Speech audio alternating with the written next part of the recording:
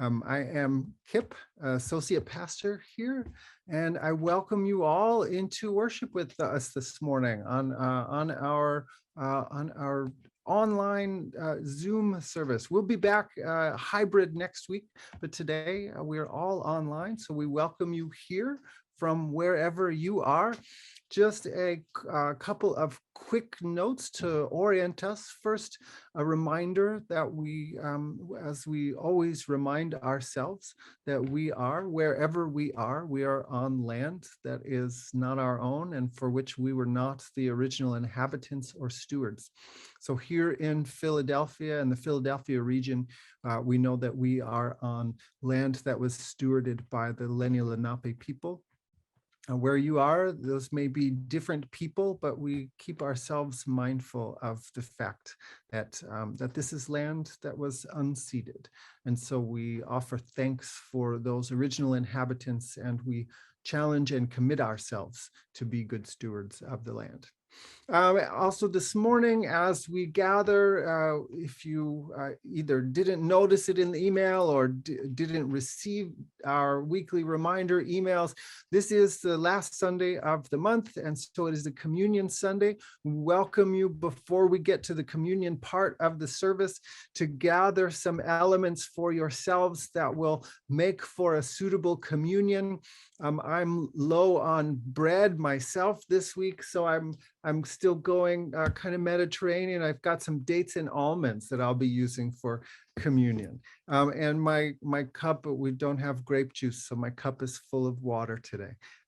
Nonetheless, it will suit the purposes of communion. So again, we'll remind you more than once that to give you a chance to gather elements for yourself if you would like to share in communion today. With that, I invite you to just take a good cleansing breath.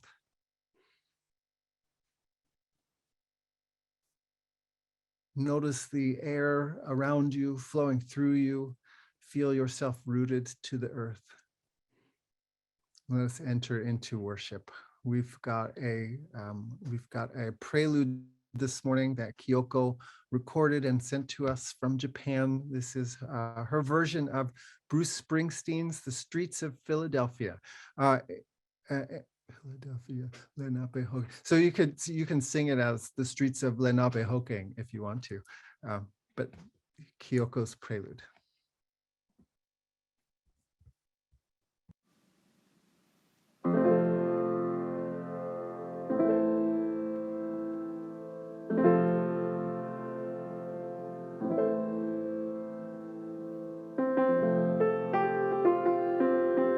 Linda is going to lead us in our opening song. It's got room for participatory contributions.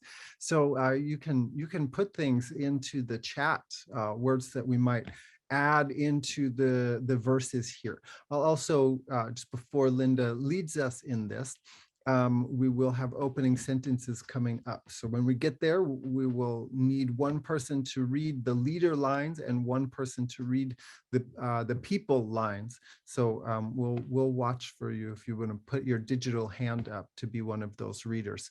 But Linda will lead us at this point in singing. Thanks, Kip. Good morning. I'm Linda Noonan. I'm senior pastor. My pronouns are she and her. Yes, as Kip said, our opening song leaves a little room to hold what we are each holding. So this morning, before we sing, I invite you to take just a minute to notice what it is that you are carrying in your life, in your spirit, in your heart, in your world.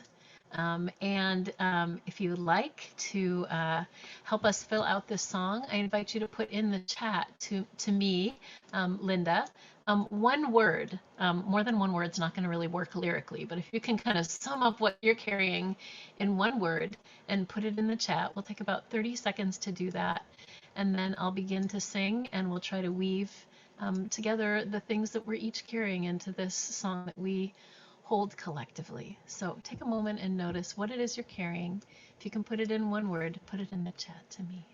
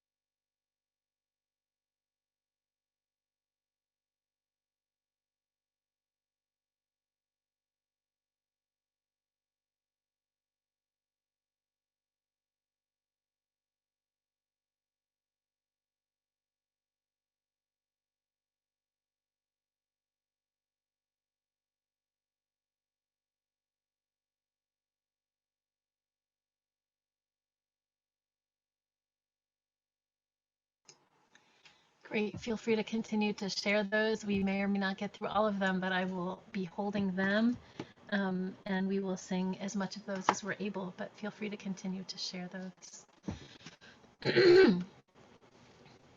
This song basically is I will tell you what word we're going to use each time.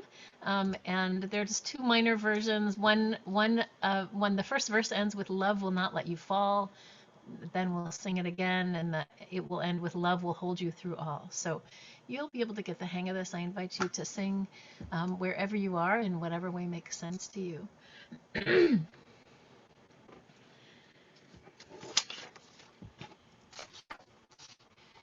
You are in the right place. You are carrying love. Love will not let you fall. This time we'll do loss.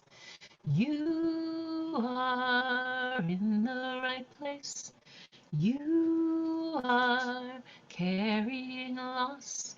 Love will hold you through all.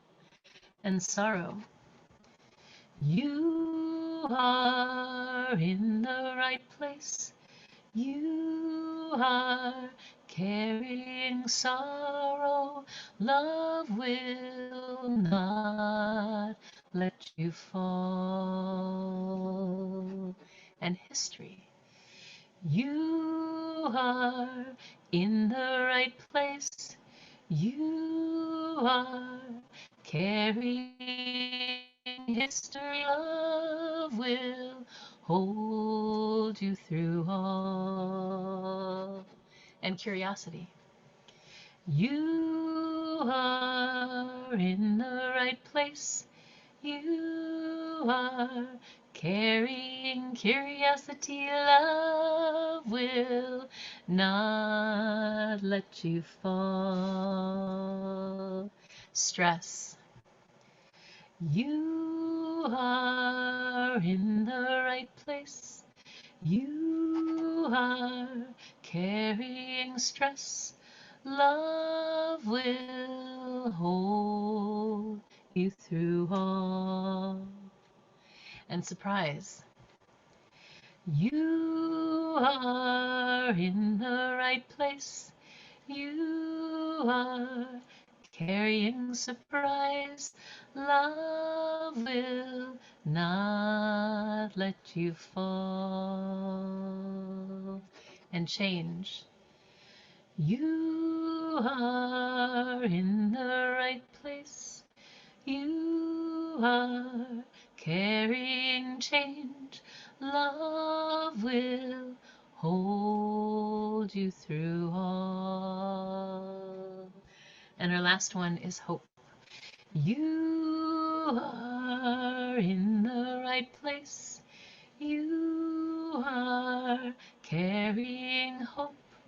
Love will not let you fall. Love will hold you through all. Love will hold you through all. Amen. Thank you. Amen. I'm always interested on the Zoom singing, what kind of harmonies we had going on. So at this point, we'll have our opening sentences. Are there two folks, someone to be the leader and someone to read the people part? Can put up. I see Sandy. Sandy can read the leader lines. Do we have someone to read the people lines? Leslie, thank you.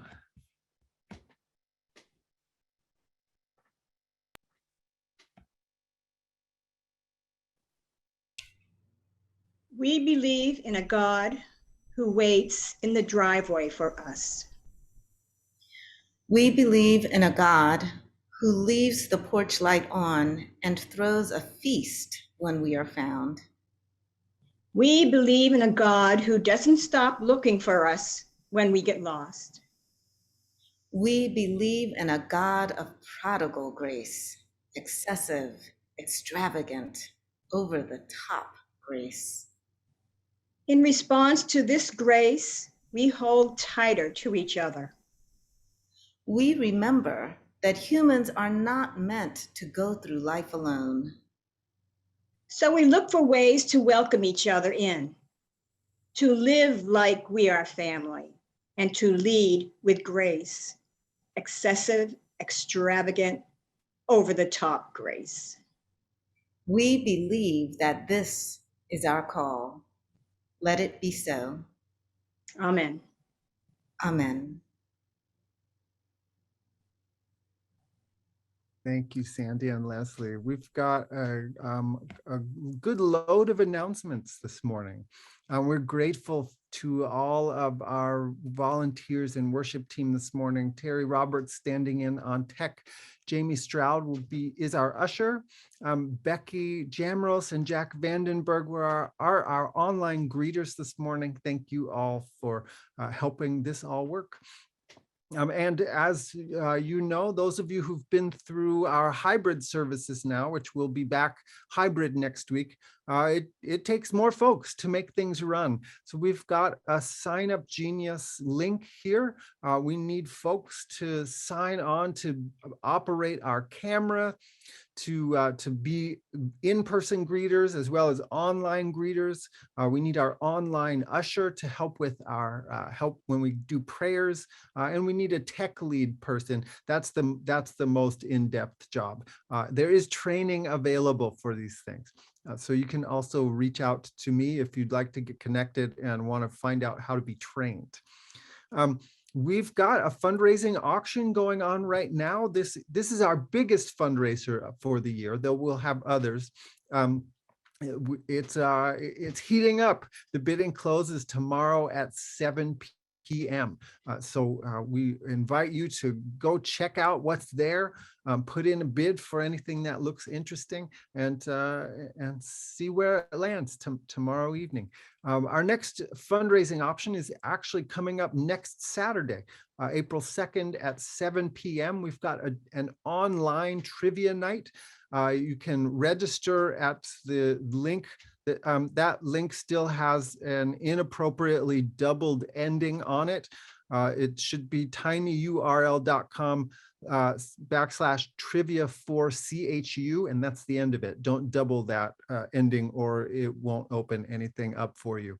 It'll take you to Eventbrite, where you'll pay $25 for a household ticket and you'll get a link to log on for that Zoom event. So we hope to see you there, and maybe you can get some friends to sign up for that as well.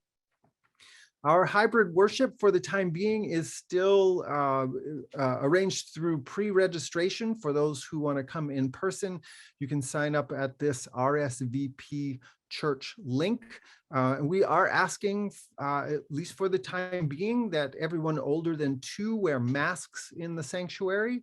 Know that there will be singing happening, and that pastors will be unmasked while they're preaching or leading worship, so that folks can see and hear us more adequately. We do take antigen tests before services, so we can be sure that we're not bringing illnesses with us.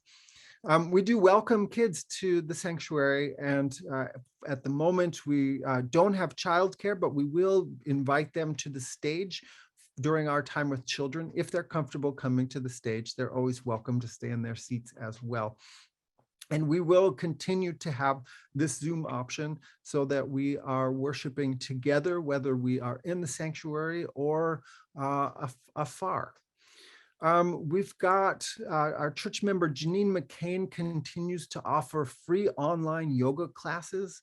She's leading those from Colorado, but 3 Sundays a month she's been leading these classes that begin at 2 p.m. our time. She's got one going on today and again next Sunday. So you can follow that link if you are interested in doing a low pressure yoga class that is suitable for all levels of practice with Janine.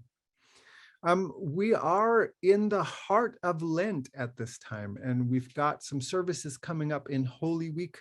We've got a Maundy, Thursday service, which will feature an in-person only service, which is a potluck Last Supper meal with an optional foot washing that will be in the sanctuary at 6:30 p.m.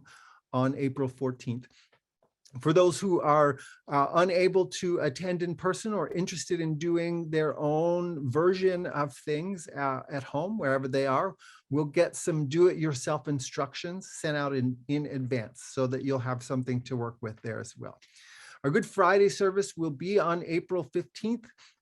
We are looking for folks to lead shifts. We're building a service around a theme of kind of discovering and taking note of the ways God enters into the world's suffering in ways that invite us to lament, to feel anger, the holy anger, to perhaps find challenge and maybe even find hope in the midst of all that. We're envisioning it as a drop-in service with folks leading various segments. So you can come for all of it or just drop in for part of it that you're able to. It'll start at noon and go until 2 or perhaps longer if we have more folks leading segments. If you are intrigued by the possibility of leading a segment, whether that is reading some poetry or playing some music or guiding people in some silent meditation and prayer, or helping frame and raise up some part of the world's suffering that we can hold in prayer and solidarity, please get in touch with me and we'll make sure there is a way for you to be part of that service. Then our Easter service on Sunday the 17th will happen at 11 o'clock, and it will be in person and hybrid, and it will be a big celebration. There's one other announcement I wanted to make note of that I didn't get into the slides today. Our trustees are setting up a work party for Saturday, May 7th. This is a great way to get reconnected to the space in and around the church and to get connected with some church folks. So just be on the lookout for sign-up information for that and know that it's planned for Saturday, May 7th from 9 to 1. If you've got questions or comments for Church Council, you can reach our co-chairs, Michelle Williams and Eli Vandenberg at churchcouncil@chestnuthillunited.org. And if there are things you'd like for pastors to be praying about, you can make sure that we are aware of those by sending emails about them to prayers@chestnuthillunited.org. And one final announcement that we've got here, there's an interfaith prayer vigil for peace in Ukraine this evening at 7 p.m. on the front lawn of the Presbyterian Church of Chestnut Hill, which if you're familiar with where our congregation is, that is just a bit further up on Chestnut Hill Avenue on the other side of the street. It's up past Chestnut Hill Hospital. So folks will be gathering there this evening at 7 for a prayer service and vigil. Are there any other announcements that we didn't have here that anyone needs to make this morning? It was a lot of them, I know.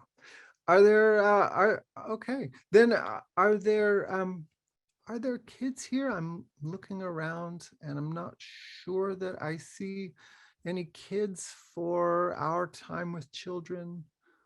I'll give just a second to make sure that I'm not missing anyone. If not, I will just invite us into a moment of knowing that we've got kids who are part of our congregation.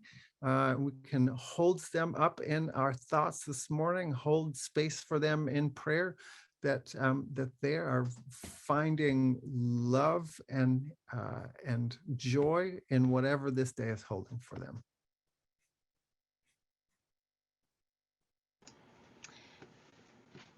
Thanks, Kip.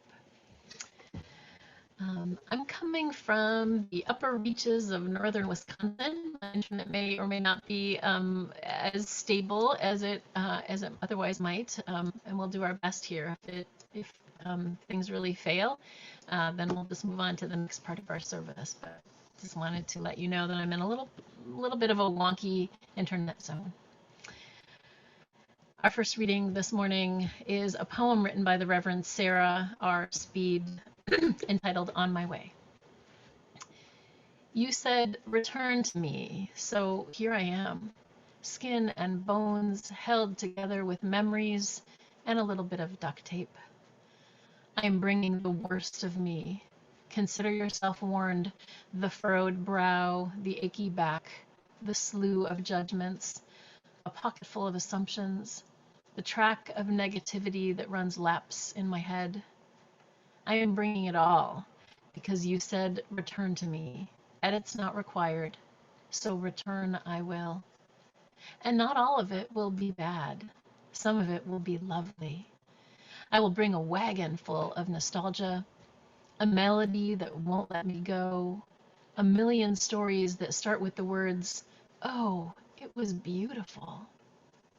I will bring a mended heart, a glass half full, 2 lungs out of breath from dancing too long, and dreams that taste like honey. I will bring my whole messy human self because I just know deep in my bones that you are already running to meet me. There are no cuts on this team. You said you'd take it all, so here I come. Me and my humanity, we are on our way. And our biblical text this morning from the lectionary is the 32nd Psalm. Happy are those whose transgression is forgiven, whose sin is covered. You get a fresh start. Your slate is wiped clean. God holds nothing back from you. While I kept silence, my body wasted away through my groaning all day long. For day and night your hand was heavy upon me. My strength was dried up as by the heat of summer. Selah. Then I confessed my sin to you. I did not hide it. I said, I will confess my transgressions to the Lord, and you forgave me. Selah. Therefore, let all who are faithful offer prayer to you. At a time of distress, the rush of mighty waters shall not reach them. You are a hiding place for me. You preserve me from trouble. You surround me with glad cries of deliverance. Selah. I will instruct you and teach you the way you should go. I will counsel you with my eye upon you. Steadfast love surrounds those who trust in the Lord. Be glad in the Lord and rejoice, O righteous, and shout for joy, all you upright in heart. She called it a shit show, which is pretty significant considering my mother does not swear and never raises her voice. I'm not saying that's good, I'm just saying it's true, and I know that you're here this morning, Mom. And if the psalmist were writing today, instead of almost 3,000 years ago, shit show would be part of our biblical lexicon, taking its place alongside plague, lament, being dashed against the rocks, and wailing and gnashing of teeth. In the psalm that we just heard, it was a real shit show. The psalmist's strength had completely dried up. Their body was wasting away, groaning all day and all night. Such deep despair, aware of their transgressions, their sins. We don't know the details, but we can feel the intense pain in those words. I admit that I'm really resonating with this psalm right now. My family has been going through our own shit show lately. My father has been on hospice and declining for months. I had come to Wisconsin, where I still am this morning, where my parents live on a not always easy to reach island with my sister, who helps take care of my dad along with my mom. I came a month ago for a short visit, was on my way home and ready to board a plane in Minneapolis to fly back when I realized I just couldn't leave. So I doubled back, because at that point we thought we would be losing my dad within days. Instead, he rallied, but then had another stroke. And then a few days later, my sister, who takes care of my father, was rushed to the hospital in critical condition with a large blood clot in her aorta, blocking blood flow to the lower half of her body. They were talking about the possible need to amputate, were worried about her very life. And mind you, because they're on an island, getting it to a hospital involves taking a boat and then driving for another 2 hours. My sister's condition now means that my dad can't continue to stay in the home, but there were no nursing care beds available anywhere within 2 hours of here. And, because we seem to be also dabbling in the book of Job, my mom is losing her vision and her hearing. I don't tell you this so that you'll feel sorry for us, although prayers are certainly welcome, and I'm so grateful for the way that people have been praying and the way the church, and in particular the Staff Parish Relations Committee, have supported me being here during this time.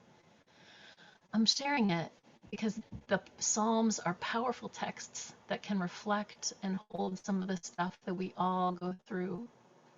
This just happens to be my story this month. You have yours. Things that might not make sense to other people, even if you had the energy or capacity to explain it all. And then there's our country and the world. There's so much suffering. The Psalms are actually songs. Some are kind of an ancient world version of the down and out country song. The Psalms don't back down. They're kind of the drama queens of our biblical texts. They don't back down from the hard realities of life. Some of the realities of the ancient Near East are different from our own. They had to worry then about people dashing children against rocks, unfit, megalomaniacal, and self-serving leaders, and plagues of frogs. But how different is that from lawmakers who want to punish parents who support and honor their trans children? Politicians frothing at the mouth, thrusting children's books into the air and hurling racist accusations at one of the most qualified Supreme Court nominees in our history.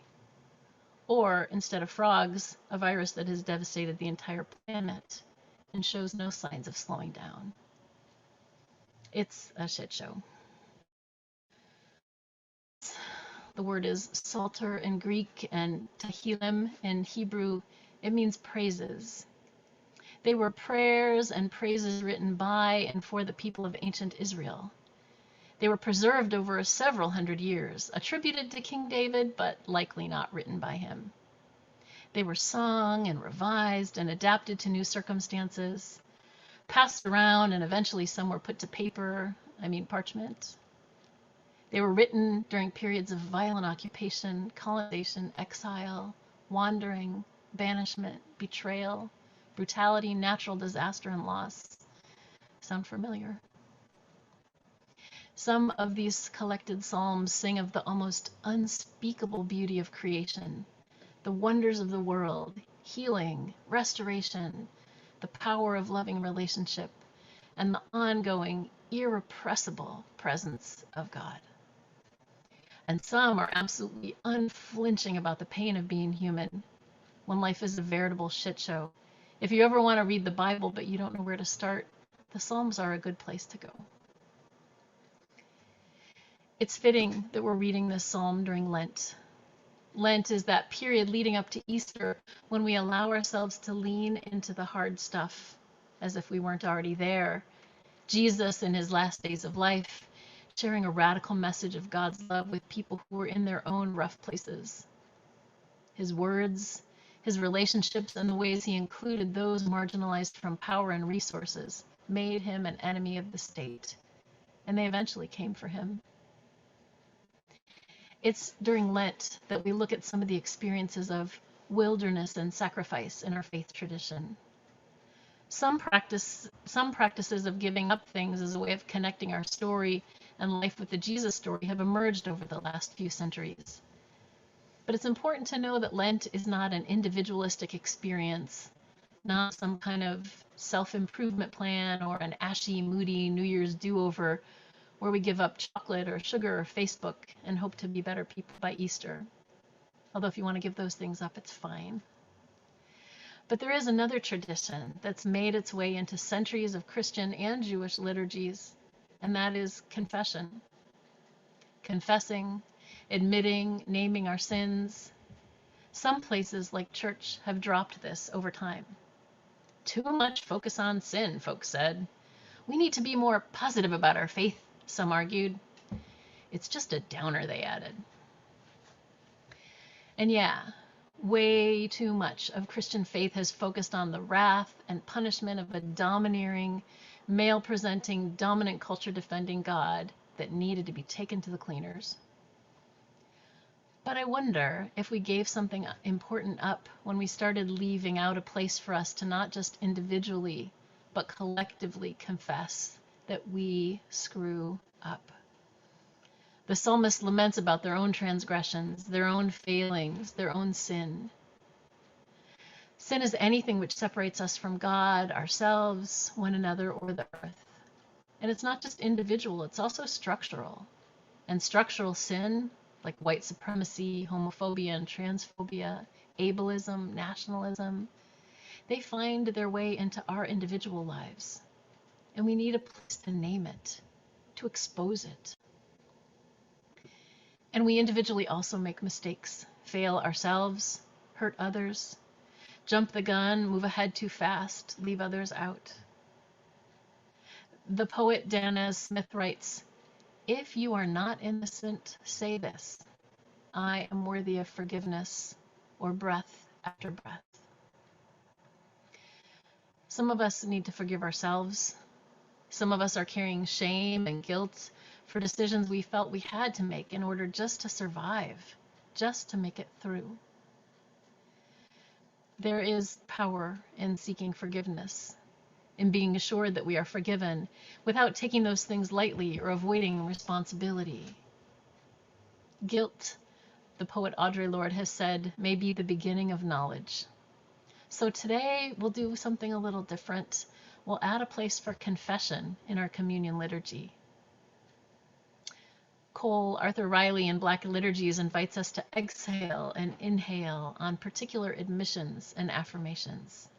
She writes, inhale, I am not who I was.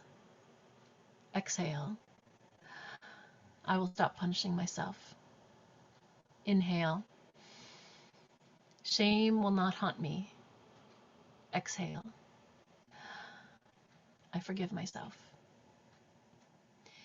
It's good to be reminded that, like the psalmist tells us, when we're struggling or suffering or have screwed up, God's hand is on us. God's love is our refuge. God's tenderness is our solace.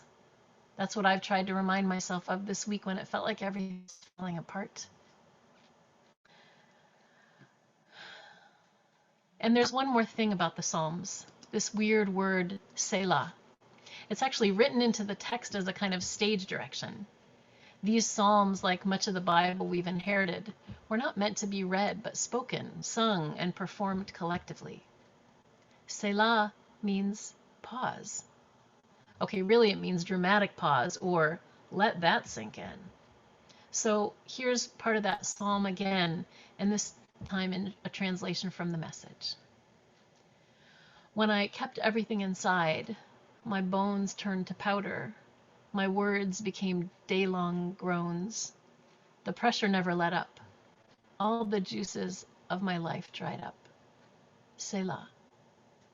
Let that sink in. Then I let it out. I said, I'll come clean about my failures to God. And suddenly the pressure was gone. My guilt dissolved. My sin disappeared. Let that sink in. The church folk sometimes say, I'm just going to have a little talk with Jesus. It was a way of saying, and is a way of saying, I'm going to get some of this stuff off my chest and let him hold it because I just can't. We can't always make sense of our suffering. I refuse to believe that God gives or takes away disease or pain or sickness or sends it to us to make us stronger or more faithful. Sometimes stuff just happens. And sometimes it's worth noting that our suffering happens because someone else is profiting off it. But either way, the psalmist implores us to remember this. God is here. God is holding us and all our stuff. God is holding you and all your stuff. God is holding you even when you are in the middle of a shit show of biblical proportions. God holds all our pain, all our grief, all our rage, all our mess. The psalmist reminds us that God's hand is on us. Literally, God has got our back. Can you feel it? Can you imagine it? The firm pressure holding you up from behind, or the gentle touch on your shoulder or resting on your knee. From our first reading again, I will bring my whole messy human self because I just know deep in my bones that you are already running to meet me. There are no cuts on this team. You said you'd take it all, so here I come, me and all my humanity. God's love is our refuge. The Spirit is our hiding place. Even when we've screwed up and even when life, as my mom would say, is a shit show. This news, God's news, is good news. Let that sink in. Selah.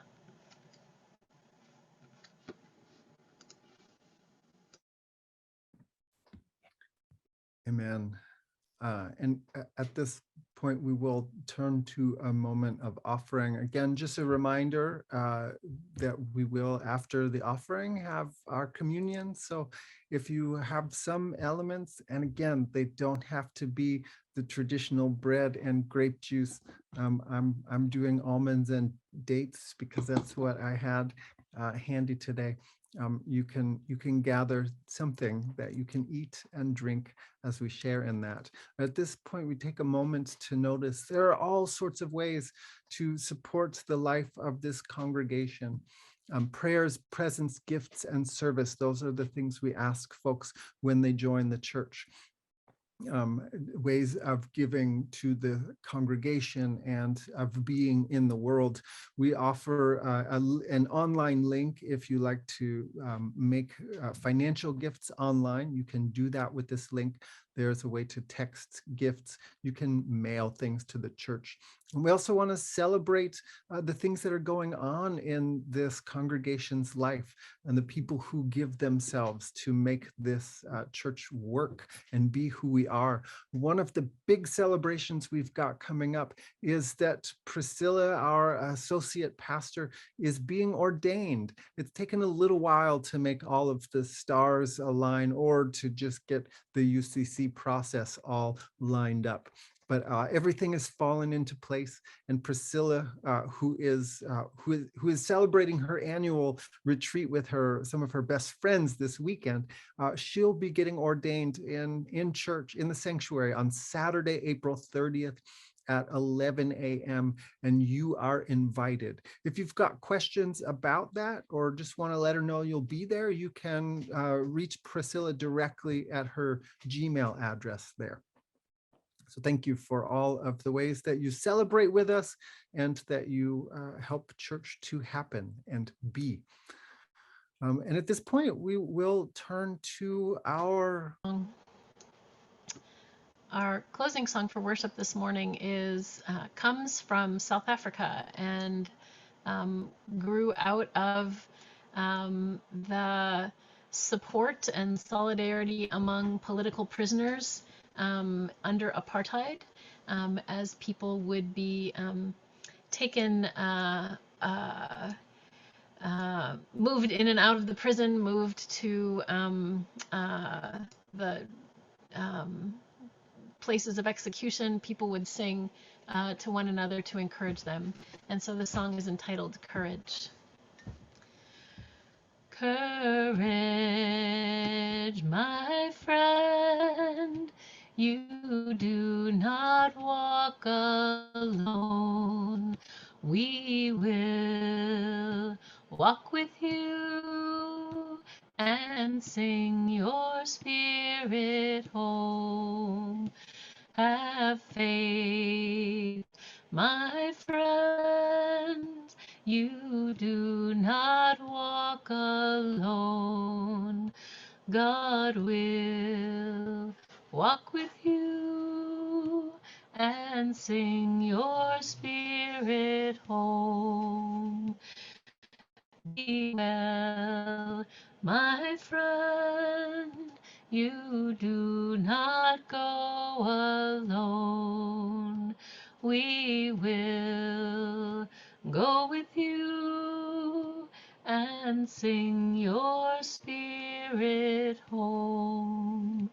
Courage, my friend, you do not walk alone. God will walk with you and sing your spirit home.